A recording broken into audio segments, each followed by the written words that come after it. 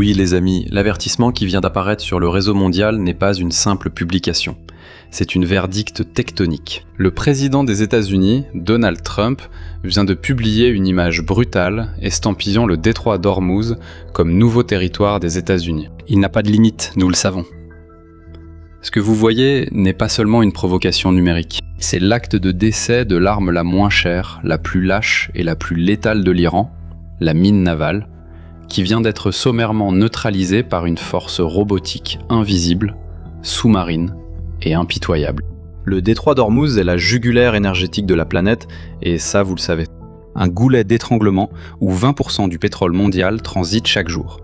Et si vous êtes un analyste d'élite ici dans notre communauté, vous le savez aussi. L'Iran a cru qu'il pouvait prendre le monde en otage par le terrorisme sous-marin, en semant des sphères d'explosifs dans les eaux internationales. Mais l'atmosphère électrique dans le golfe Persique a subi un court-circuit diplomatique et cinétique. Dans un acte de panique absolue, l'Iran vient de lancer 2 missiles balistiques en direction des Émirats arabes unis. Et faites attention, car le silence qui a suivi les salves de missiles a été plus assourdissant que le fracas lui-même. L'un est tombé dans les eaux internationales, l'autre a violé la mer territoriale des Émirats arabes unis. Et la réponse n'a pas été une déclaration de l'ONU, ce n'était pas une protestation écrite. La réponse a été la ruine bancaire. Mais pour comprendre comment nous en sommes arrivés au point où l'Iran tire des missiles pour tenter désespérément de ne pas paraître humilié, il faut comprendre ce que la machine de guerre américaine faisait au-dessus et en dessous de ces mêmes eaux. Mes amis, ceci est ce que j'appelle le mur d'acier robotique, la doctrine du déni. La doctrine iranienne de déni d'accès et d'interdiction de zone a été désintégrée et l'échiquier du golfe Persique vient d'être nettoyé. Maintenant, abonnez-vous à la chaîne, activez la cloche des notifications et laissez un j'aime sur la vidéo, parce que ça demande du travail. Regarde, la garde révolutionnaire iranienne pense qu'elle opère dans l'ombre lorsqu'elle disperse des mines. Mais ils ont oublié le prédateur absolu qui plane dans l'atmosphère. Nous devons entrer dans les détails de l'ingénierie qui aveugle les ayatollahs. Le Boeing P-8 Poséidon n'est pas un simple avion de patrouille. C'est une bête de 85 tonnes de poids maximal au décollage, propulsée par 2 énormes turbofans CFM56-7D, opérant avec un plafond de service formidable, qui le place bien au-dessus des nuages. Mais la létalité du Poséidon ne réside pas seulement dans ses moteurs. Elle se trouve dans le cerveau de la bête. Il est équipé de la suite de radars de recherche de surface APY-10, conçue spécifiquement pour détecter ce que l'eau tente de dissimuler. Imaginez la scène avec moi, en train d'opérer les consoles de mission de ce colosse à 30 000 pieds d'altitude. Vous n'êtes pas en train de chercher une flotte ennemie bruyante? Votre défi monumental est de traquer une sphère de métal sombre, pesant près de 1000 kg, flottant inerte et silencieuse sur une voie navigable de plus de 30 km de large. La mine navale est une arme aveugle, sans moteur, sans radio, sans radar et qui n'émet aucune chaleur. Le P-8 résout ce cauchemar en utilisant des capteurs hydroacoustiques avancés et des bouées sonars larguées directement depuis les airs. Il cartographie les récifs, les courants océaniques et les épaves habituelles sur le fond. Puis, il soustrait ces informations jusqu'à ce que l'anomalie, la mine iranienne, apparaisse clairement à l'écran. Le Poséidon est l'œil de l'océan, et chaque minute qu'il survole le détroit d'Ormuz, il coordonne les opérations en dessous de lui, neutralisant les tactiques de minage de l'Iran avant même que le pétrolier le plus proche ne soit exposé au moindre risque. Et cette chasse incessante menée par les murs d'acier robotisés a provoqué le désespoir viscéral du régime iranien, ce qui a abouti au tristement célèbre lancement de 2 missiles balistiques que nous avons mentionnés au début.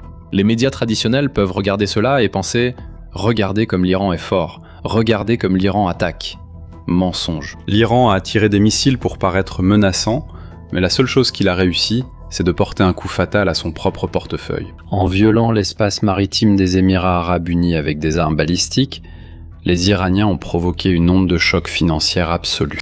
Peu après minuit, lors de l'attaque, le gouvernement d'Abu Dhabi a riposté sans tirer une seule balle. Ils ont complètement interrompu tout échange commercial, toutes les transactions et tout flux financier officiel avec la République islamique d'Iran. Le renseignement stratégique exige de comprendre cette proportion. Le blocus bancaire imposé par les Émirats fait beaucoup, mais vraiment beaucoup plus de mal aux ayatollahs que si des missiles de croisière Tomahawk américains avaient rasé un entrepôt entier.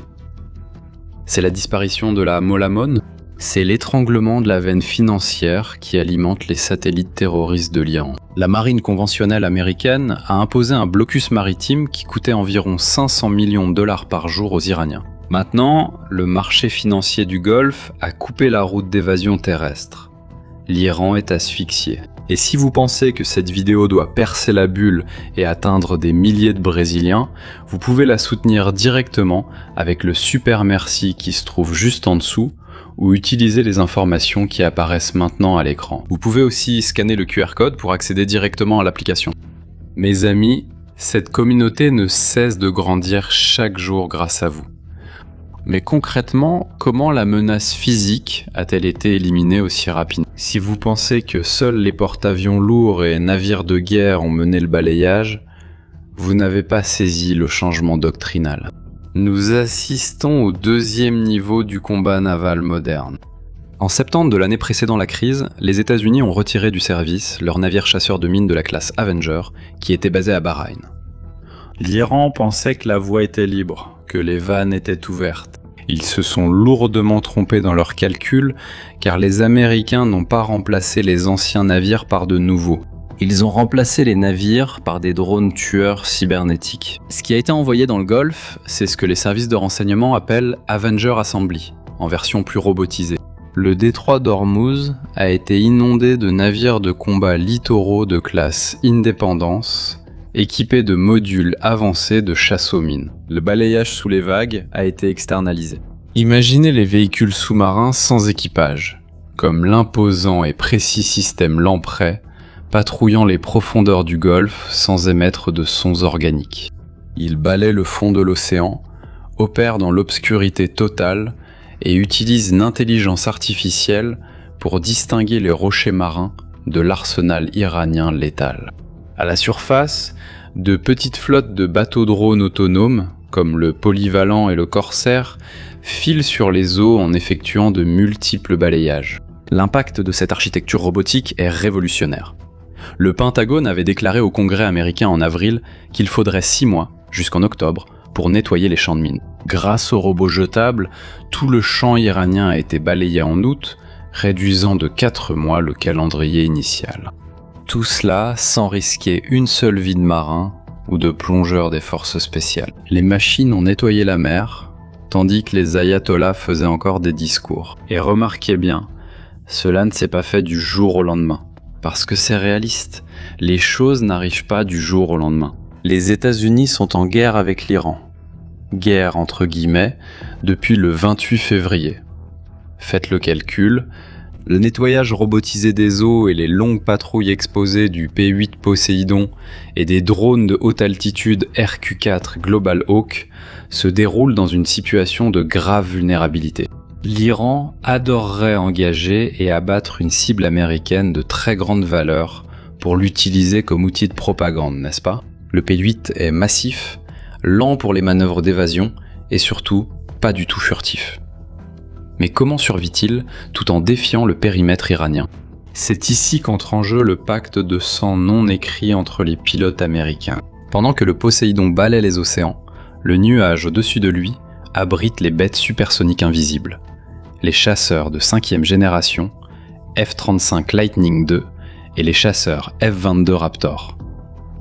Et ici, il faut entrer dans les détails techniques.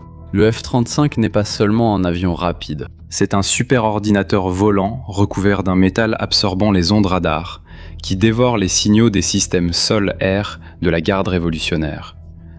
Avec ses armes intégrées, 100 pylônes externes pour préserver la furtivité et une fusion de capteurs multispectraux sans précédent. Le pilote du F-35 peut voir les systèmes anti-aériens iraniens s'activer avant même qu'il ne détecte l'avion américain. Ces pilotes ne traversent pas le Golfe uniquement pour larguer des bombes.